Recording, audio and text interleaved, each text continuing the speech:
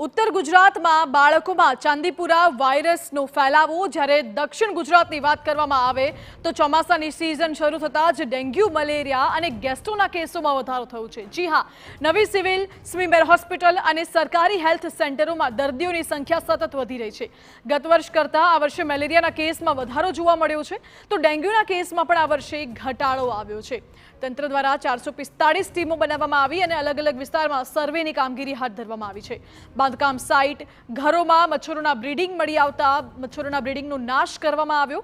14 દિવસમાં બાંધકામ સાઇટ સહિત અનેક લોકોને દંડ ફટકારવામાં આવ્યો છે અને 2 માસમાં આરોગ્ય વિભાગે 15 લાખનો દંડ વસૂલ કર્યો છે।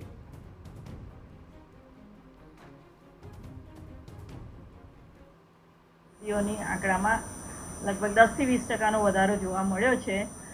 આ સમય દરમિયાન એટલે કે જ્યારે ઋતુ બદલાઈ રહી છે, વરસાદનું પ્રમાણ સુરતમાં ખાસું એવું છે, તેથી જોઈ શકાય કે પાણીજન્ય રોગો અને જે લોકોનામાં હાઇજીન ન જળવાતા હોય એવા ગીચ ગરીબ વિસ્તારોમાં આ પ્રમાણ વધી જાય છે।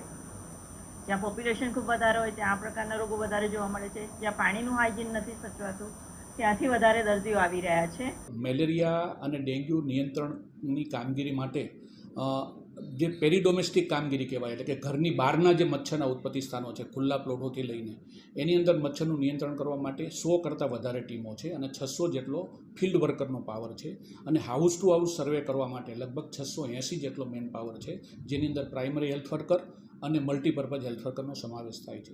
સુરત મહાનગરપાલિકા દ્વારા દર અઠવાડિયે 5 લાખ કરતાં વધારે ઘરો એટલે કે 2 અઠવાડિયામાં લગભગ અમે 11 લાખ જેટલા ઘરો કવર કરીએ છીએ અને એની અંદર દર અઠવાડિયે અમને 5000 કરતાં મચ્છરના વધારે ઉત્પત્તિ સ્થાનો મળે છે, જેનો નિકાલ કરીએ છીએ।